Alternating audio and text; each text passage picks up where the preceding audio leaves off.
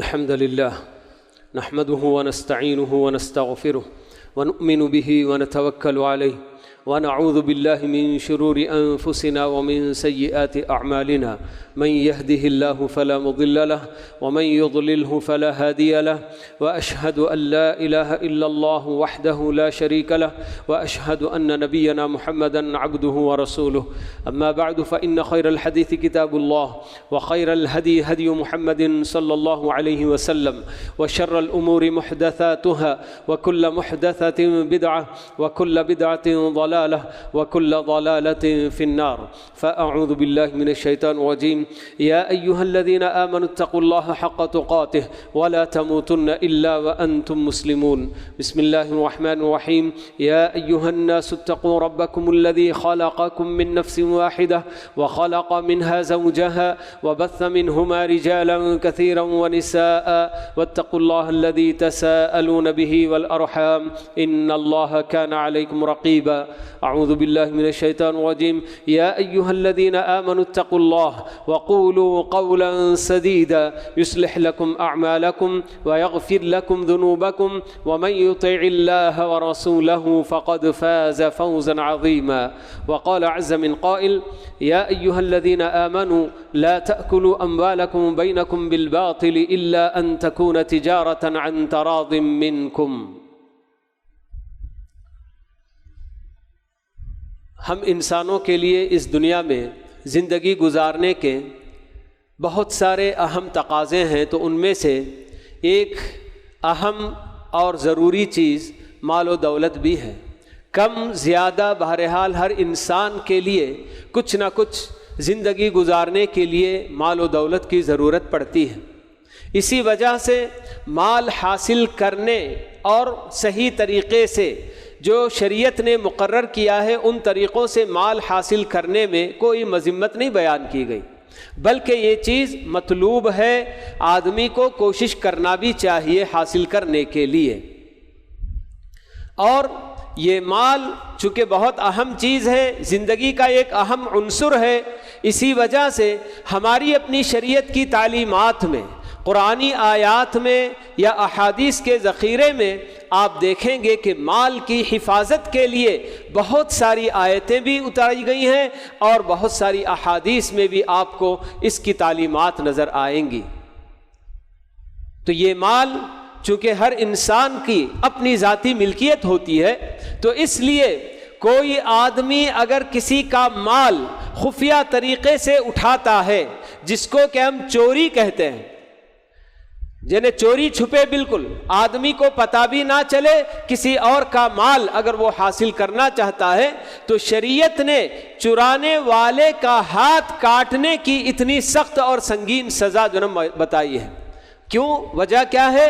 کیونکہ عام طور پر چرانے والے کا پتہ نہیں چل پاتا ہے کہ کس نے چرایا ہے،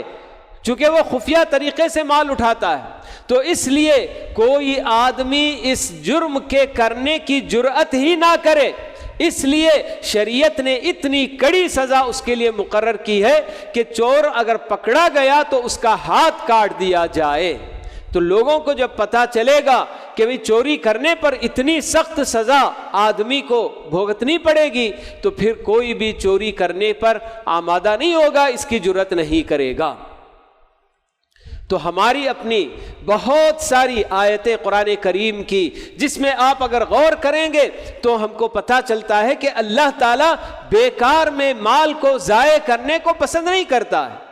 یکرہ لکم قیل وقال وکثرت السؤال واضاعت المال، اللہ کے نبی صلی اللہ علیہ وسلم بتاتے ہیں کہ اللہ تعالیٰ تمہارے لیے 3 باتوں کو ناپسند کرتے ہیں۔ قیل و قال کرنا، بیکار کی باتیں کرنا، بیکار میں سوالات کرنا، اس طرح کی باتوں کو بھی اللہ تعالیٰ ناپسند کرتا ہے، اور اسی طرح سے کثرت سے سوال کرنے کو اور مال ضائع کرنے کو اللہ تعالیٰ ناپسند کرتا ہے، اللہ کے نبی صلی اللہ علیہ وسلم بتاتے ہیں۔ اور یہی وجہ ہے کہ اللہ تعالیٰ ہمیں حکم بھی دیتے ہیں وَلَا تُؤْتُوا السُّفَهَاءَ أَمْوَالَكُمُ الَّتِي جَعَلَ اللَّهُ لَكُمْ قِيَامًا، کہ جو بچے نادان ہوتے ہیں یا جن کی عقل کمزور ہوتی ہے تو ایسے لوگوں کے ہاتھوں میں مال نہ تھماؤ، یہ اللہ تعالیٰ کا حکم ہے۔ کیونکہ یہ مال اللہ تعالیٰ نے زندگی گزارنے کے لیے ایک اہم عنصر بنایا ہوا ہے۔ تو اسے آپ اگر نادان بچوں کے ہاتھ میں اگر تھما دیں گے، یا ایسے آدمی کے ہاتھ میں کہ جس کی عقل بالکل کمزور ہے، تقریباً مجنون اور بے وقوف قسم کا آدمی جو ہمیشہ نقصان اٹھایا کرتا ہے، تو ایسے سب لوگوں کے لیے مال دینے سے منع کیا گیا ہے۔ اور جن کی عقلیں کمزور ہوتی ہیں، تو ایسے لوگ اگر کوئی معاملہ بھی کرتے ہیں خرید و فروخت کا، تو اس پر پابندی بھی لگانے کی شریعت اجازت دیتی ہے۔ تو یہ سب مال کی حفاظت کی خاطر شریعت میں اتنا زیادہ اہتمام اس کا کیا گیا ہے، اور بہت ساری آیتوں اور احادیث میں ہم کو بہت سارے احکام بتائے گئے ہیں۔ میں ان تفصیلات میں اس وقت نہیں جانا چاہتا، ایک مقدمہ میں نے مختصر سا آپ کے سامنے بیان کیا، اور آگے جو مجھے اصل بات بیان کرنی ہے کہ وہ حرام کمائی کے تعلق سے بات آپ کو بتانی ہے۔ پیارے نبی علیہ السلام نے قیامت سے پہلے، یعنی جو بڑی بڑی نشانیاں قیامت سے پہلے ظاہر ہوں گی، اس سے بھی پہلے بہت ساری چھوٹی چھوٹی کئی نشانیوں کے بارے میں آپ نے بتایا کہ قیامت سے پہلے دنیا میں یہ ساری باتیں ہوں گی۔ تو انہی چھوٹی نشانیوں میں ایک نشانی اللہ کے نبی صلی اللہ علیہ وسلم نے یہ بھی بتائی کہ ایک زمانہ ایسا آئے گا کہ جس میں مال حاصل کرنے والا اس کی پرواہ نہیں کرے گا کہ اسے مال حلال طریقے سے آ رہا ہے یا حرام طریقے سے آ رہا ہے، اس کی پرواہ کیے بغیر مال حاصل کرنے، مال جمع کرنے کی کوشش کرے گا۔ تو آج کے اس زمانے میں غیر مسلموں کی بات تو چھوڑیے،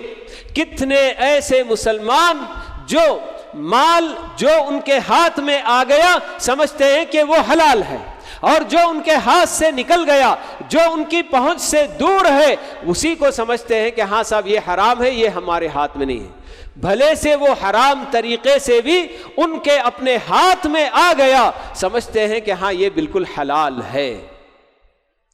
آج حرام طریقے سے مال کھانے کی کتنی شکلیں نہیں پائی جا رہی ہیں۔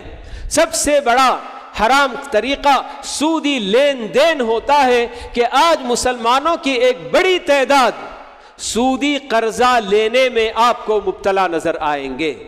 اور یہ قرضہ کسی انتہائی مجبوری میں نہیں، بلکہ ان کے اپنے کچھ خواہشات ہوتے ہیں، ان خواہشات کو پوری کرنے کے لیے سودی قرضے کا سہارا لیتے ہیں، اور پھر اس کے بعد اس قرضے کی وجہ سے جو تباہی اور جو بربادی ان کے گھر بار کی آتی ہے، اس کی کوئی ان کو پرواہ نہیں ہوتی۔ تو یہ سودی لین دین، سودی قرضہ لینا، انٹرسٹ پر قرض لینا، اور کتنے ایسے مسلمان بھی ہیں جو یہ کام کرتے بھی ہیں کہ سودی قرضہ دیتے بھی ہیں۔ تو بہرحال سود لینا اور دینا دونوں ہی بالکل حرام ہے، کہ اس کے برے اثرات افراد پر بھی، معاشرے پر بھی بہت زیادہ مرتب ہوتے ہیں، جس کی وجہ سے اللہ رب العالمین نے کسی بھی شکل میں اگر سود ہو رہا ہو، کسی بھی کاروبار میں، کسی بھی معاملے میں، کسی بھی لین دین میں، تو اللہ تعالیٰ نے اس کو حرام قرار دیا ہے۔ تو یہ ایک شکل حرام کمائی اور حرام کھانے کی ہوتی ہے، اور اس کے علاوہ حرام طریقے سے کمانے والے جیسے رشوت خور ہوتے ہیں، رشوت لے کر کہ کسی کا کام ہوتا ہے، اس کے لیے آدمی بہت سارے امیدوار آ جاتے ہیں، تو کسی سے پیسے لے کر اگرچہ کہ وہ اس کام کے لائق بھی نہیں ہوتا، اس کے پاس ایلیجبلٹی نہیں ہوتی ہے، مگر اس کے باوجود اسے پیسہ لے کر وہ کام دے دیا جاتا ہے۔ تو یہ رشوت خوری ہوتی ہے۔ تو رشوت کے ذریعے بھی لوگ سود یعنی حرام کمائی کما رہے ہیں، اور اسی طرح سے جھوٹ بول کر، دھوکہ دے کر، یہ سب تجارت میں آج کل اتنا زیادہ جھوٹ بھی بالکل عام ہوتا چلا جا رہا ہے کہ آدمی اللہ تعالیٰ کی قسمیں کھاتا ہے، جھوٹی قسم کھاتا ہے کہ واللہ میں نے اتنے میں اس کو خریدا ہے، اب اس کے بعد آپ جو چاہے اس کے اندر مجھے منافع دے کر دے دیجئے، بلکہ حالانکہ وہ اپنی اس قسم میں بالکل جھوٹا بھی ہوتا ہے۔ تو جھوٹی قسم کھا کے، کسی کو دھوکہ دے کر، تو یہ سب آج کے ہمارے اپنے حرام کمائی کی بہت ساری صورتیں پائی جا رہی ہیں۔ اور اسی طرح سے حرام کمائی لوگ سمجھتے ہیں کہ ہم تو بالکل جو ہے کیا ہے حلال کما رہے ہیں. ایک شکل ایسی بھی ہے کہ جس میں عام طور پر لوگ اس کی طرف توجہ نہیں دیتے ہیں کہ یہ اس کی بھی جو ہے کیا ہے حرام کمائی میں شمار ہوگا اس کا بھی ملک. وہ کیا ہے کہ کوئی آدمی جب ملازمت کرتا ہے کسی کمپنی میں، اسکول میں، ہسپتال میں، کہیں بھی آدمی ملازم اگر ہوتا ہے اور اس کے لیے ایک وقت طے ہوتا ہے کہ اتنے وقت سے اتنے وقت تک آپ کو میرے اپنے لیے جو ہے کیا ہے دینا ہے آپ کا یہ وقت، گویا اسی وقت کے دینے پر میں آپ کو تنخواہ دے رہا ہوں. لیکن کتنے ایسے ملازمین ہوتے ہیں جو وقت کا خیال کیے بغیر برابر یا تو دیر سے آنا ہوتا ہے یا جلدی نکل جانا ہوتا ہے، یا پھر ڈیوٹی آورز میں جب اپنی جو ہے کیا ہے ڈیوٹی پر ہوتے ہیں تو وہاں جو کام ان کے ذمے ہوتا ہے وہ کام کرنے کی بجائے دوسرے اور کاموں میں بالکل مشغول ہو جایا کرتے ہیں، یا پھر کام کیے بغیر ویسے ہی بیٹھ جایا کرتے ہیں. جہاں سی سی ٹی وی کیمرہ وغیرہ لگا ہوا ہوتا ہے وہاں تو آدمی ذرا ڈرتا ہے، احتیاط کرتا ہے، لیکن جہاں اس طرح کی کوئی فیسلٹی نہیں ہوتی ہے تو پھر وہاں آدمی پتہ نہیں کب کوئی آنے والا ہے، آہٹ سنتا ہے، ہاں کوئی آ رہا ہے تو فوراً کام میں جناب لگنے کی دکھاوا کرتا ہے، کام میں لگنے کا، اور اگر کوئی نہیں آ رہا ہے تو بس ایسے ہی کام کیے بغیر بھی باقی بیٹھے رہ جاتا ہے. تو یہ جو اس کا اپنا کمانا ہوتا ہے تو اس کو بھی آدمی سمجھتا ہے کہ میں تو ڈیوٹی کر کے ایک جو ہے کیا تنخواہ لے رہا ہوں یا پھر یہ اجرت میں لے رہا ہوں، لیکن حقیقت میں اگر وہ غور کرے گا دیکھے گا کہ میں نے کتنا وقت کام کیا ہے اور مجھے کتنی اجرت مل رہی ہے. جو میری اجرت زائد ہوگی، جتنا وقت میں نے کام کیا اس سے بھی بڑھ کر مجھے اجرت دی جا رہی ہے تو میری یہ اجرت حرام ہو جائے گی. اللہ تعالیٰ نے سورہ مطففین کے اندر یہ بات بتائی ابتدائی آیات میں ہی کہ ویل للمطففین الذین اذا اکتالوا علی الناس یستوفون واذا کالوہم او وزنوہم یخسرون. اللہ نے بتایا کہ ناپ تول میں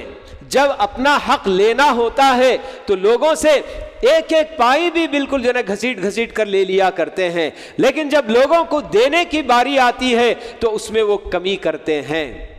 تو یہ ایک طرح سے یہ تطفیف یہ صرف ناپ تول کے اندر نہیں، کمی بیشی کی بات صرف ناپ تول ہی کے اندر نہیں، بلکہ جہاں اگر حق جتنا ہے اس سے زیادہ بندہ، جیسے کہ بہت ساری جگہوں پر دونوں طرف سے یعنی کہ یہ ون وے بات نہیں بلکہ جو ہے کہ اس طرح کی بات ہوتی ہے کہ کبھی کبھی ملازمت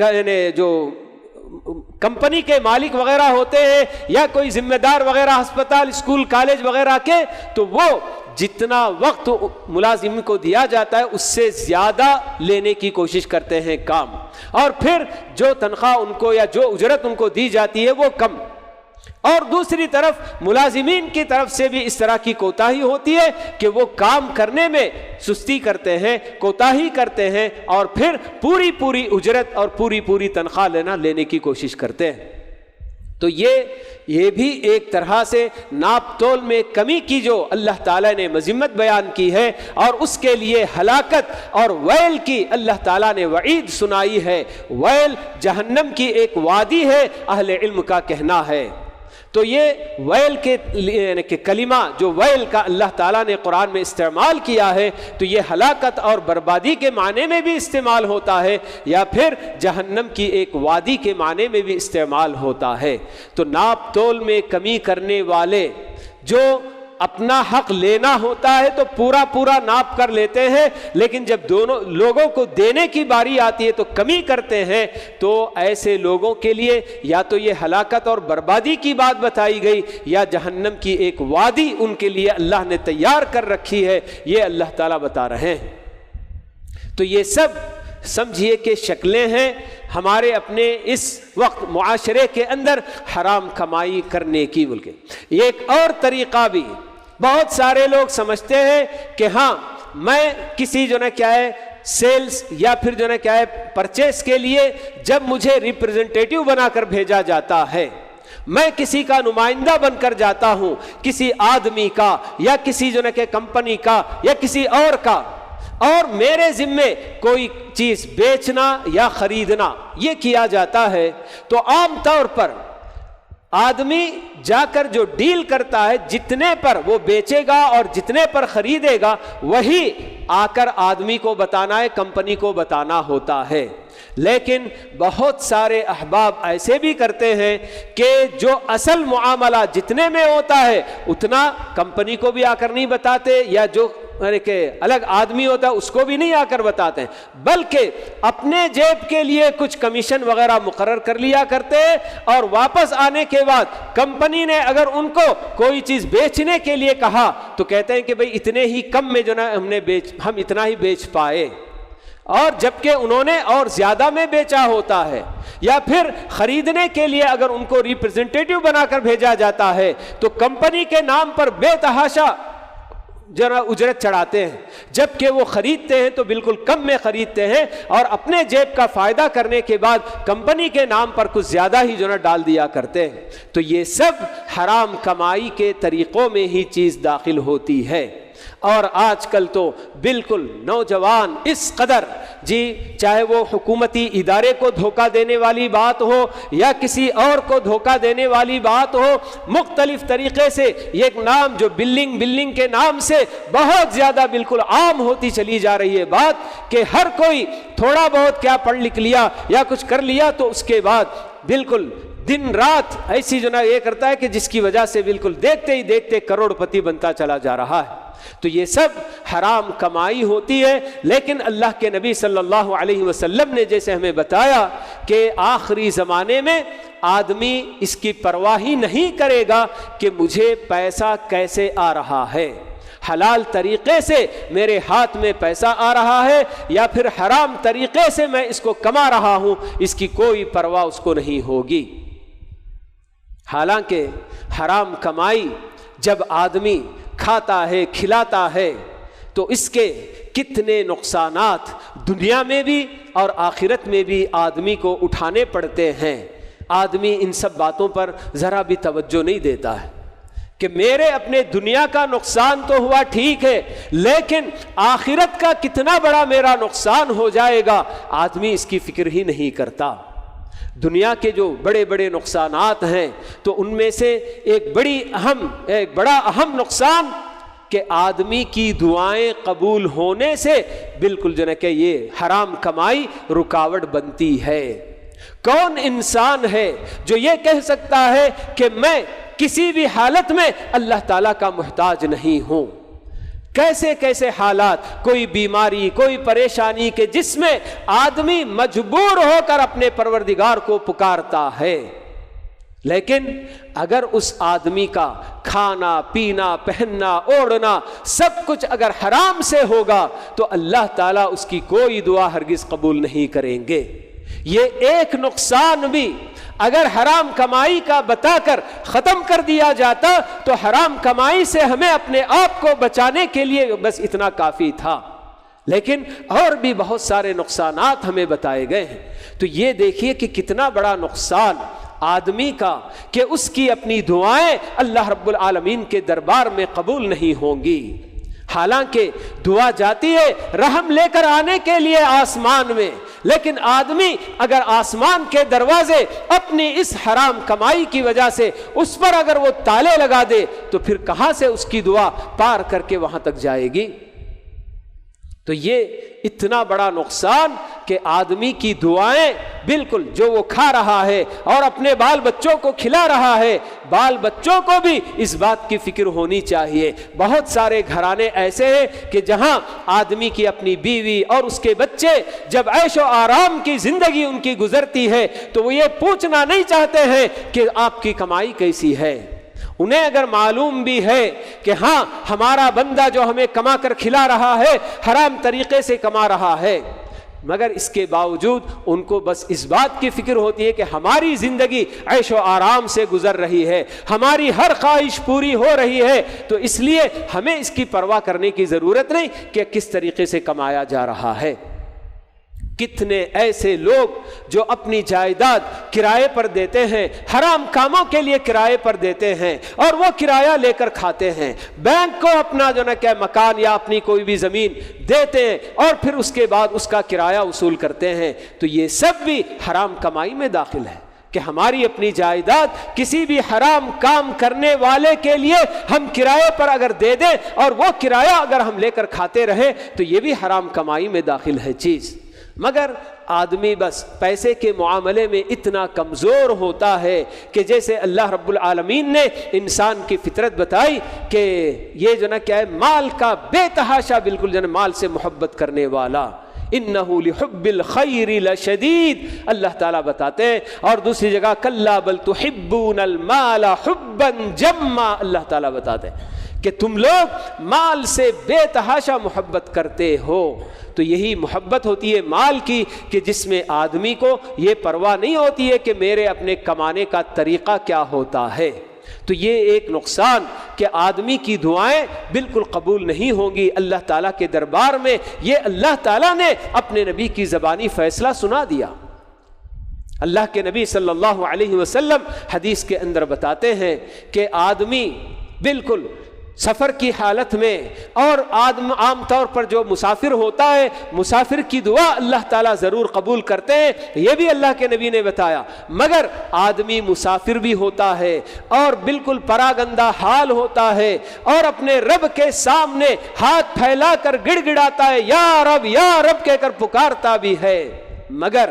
اس کا کھانا حرام، پینا حرام، پہننا اوڑھنا حرام اور اس کی پوری غذا اس کی جو ہے کہ حرام سے اس نے حاصل کی ہے، تو پھر کہاں سے اس کی دعا قبول کی جائے گی؟ اللہ کے نبی صلی اللہ علیہ وسلم بتاتے ہیں۔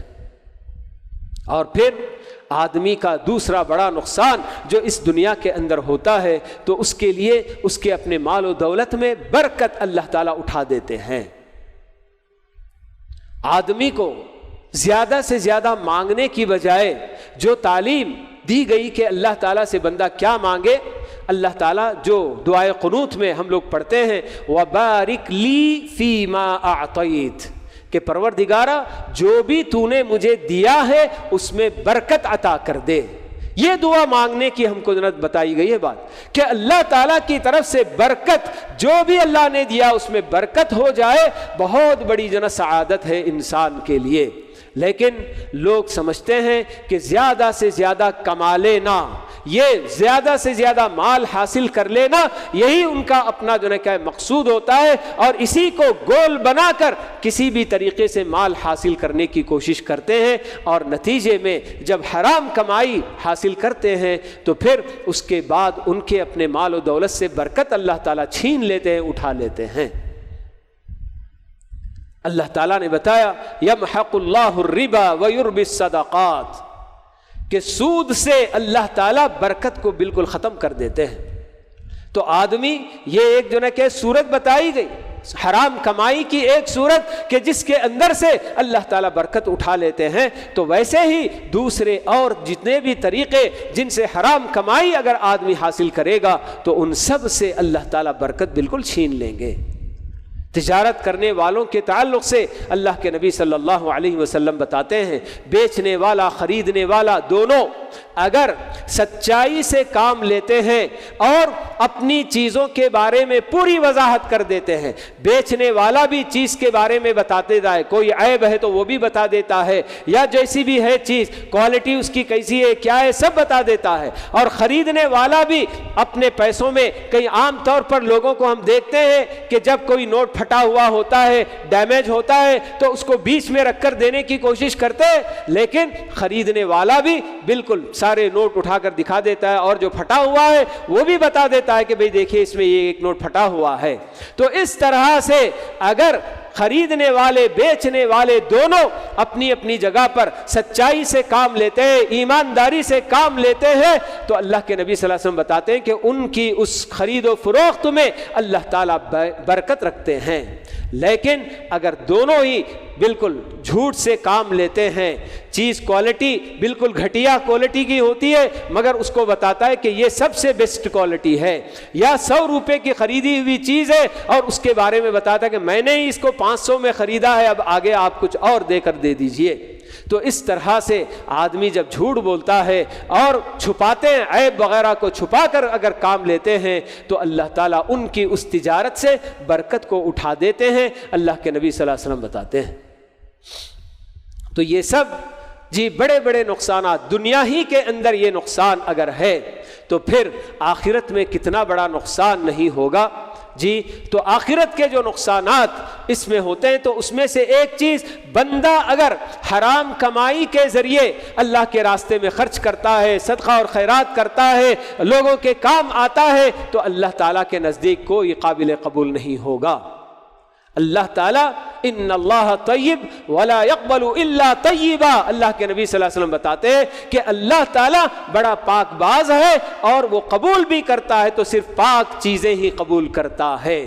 اور جو حرام کمائی ہم نے کمائی ہے تو اس کو کیسے جو نا پاکیزگی اس کے اندر کیسے آ سکتی ہے؟ تو اللہ تعالیٰ ہماری اپنی کسی بھی مال کی جو بھی عبادت ہم انجام دیتے ہیں، چاہے وہ صدقہ اور خیرات ہو، زکوٰۃ ہو، جو بھی ہم کریں گے تو اللہ تعالیٰ کے نزدیک وہ قبول نہیں ہوگا۔ اور اسی طرح سے حرام کمائی آدمی جب کرتا ہے تو یہ جنت سے محرومی اور جہنم رسید ہونے کا سبب بنتی ہے چیز۔ اللہ کے نبی صلی اللہ علیہ وسلم نے یہ بھی بات بتائی ہے، ابو بکر صدیق رضی اللہ تعالیٰ عنہ اس کے راوی ہیں، بتاتے ہیں کہ وہ جسم جو حرام سے غذا پایا ہو تو جہنم اس کے لیے زیادہ مناسب ہے۔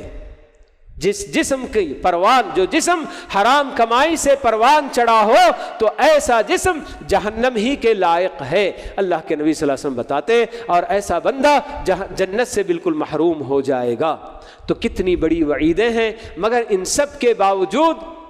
حرام کمائی میں آدمی کو اتنی لذت، مال کی محبت اتنی زیادہ آدمی کے دل میں ہوتی ہے کہ جس کی وجہ سے وہ بالکل اللہ کے نبی صلی اللہ علیہ وسلم کی اس پیشن گوئی کے مطابق کہ آخری وقت میں لوگ بالکل بھی اس کی پرواہ نہیں کریں گے کہ حلال طریقے سے کما رہے ہیں کہ حرام طریقے سے کما رہے ہیں۔ بالکل اسی طرح سے آج مسلمانوں کی ایک بڑی تعداد ایسے جناب بالکل حرام کمائی کے جو مختلف طریقے ہیں ان سب کو اپنا کر مال بٹورنے میں، مال جمع کرنے میں بالکل جناب مشغول نظر آتے ہیں۔ تو ایسے بہت سارے اور بھی نقصانات ہیں ان کے، لیکن میں نے بنیادی طور پر دو چار آپ کے سامنے میں نے رکھے ہیں۔ تو یہ اللہ تعالیٰ سے ہم یہی دعا کریں گے کہ اللہ رب العالمین مال جتنی ضرورت ہوتی ہے انسان کو اتنا حاصل کرنے، اور اگر زیادہ بھی حاصل کرتا ہے مگر نیک نیتی کے ساتھ، اور جو بالکل حلال طریقے ہیں ان طریقوں سے اگر حاصل کرے آدمی، زیادہ سے زیادہ حاصل بھی کرے، اور پھر اس کو اللہ کے راستے میں خرچ کرنے کے لیے اور اپنے بیوی بچوں کے حقوق ادا کرنے کے لیے اور دیگر اور بھی بہت سارے اس کے اپنے حقوق ہوتے ہیں، بہت سارے کار خیر میں حصہ لینے کے لیے اگر آدمی کماتا ہے اور واقعی خرچ بھی کرتا ہے تو پھر یہ مال یقیناً اس کے لیے بہت زیادہ جو ہے کیا ہے اجر و ثواب کا باعث بنتا ہے۔ لیکن آدمی اگر مال تو کما لیا مگر بخیلی سے دو چار ہو، اللہ کے راستے میں کچھ بھی نہ خرچ کرتا ہو، بلکہ جن کے حقوق ہوتے ہیں ان کے حقوق بھی ادا نہ کرتا ہو، تو پھر ایسی صورت میں یہی مال اس کے لیے وبال بھی بن جائے گا۔ تو اس لیے اللہ تعالیٰ سے ہم دعا کریں کہ اللہ رب العالمین مال کے معاملے میں جو حلال طریقہ ہے اسی طریقے سے حاصل کرنے کی اللہ تعالیٰ ہم سب کو توفیق نصیب فرمائے، اور اس کے جو بھی حرام طریقے ہوتے ہیں ان تمام طریقوں سے جانکاری حاصل کر کے ان سے اپنے آپ کو بھی بچانے اور اپنے مسلمان بھائیوں کو بھی بچانے کی اللہ تعالیٰ ہم سب کو توفیق نصیب فرمائے۔ اقول قولی ھذا واستغفر اللہ لی ولکم ولسائر المسلمین من کل ذنب فاستغفروہ انہ ھو الغفور الرحیم۔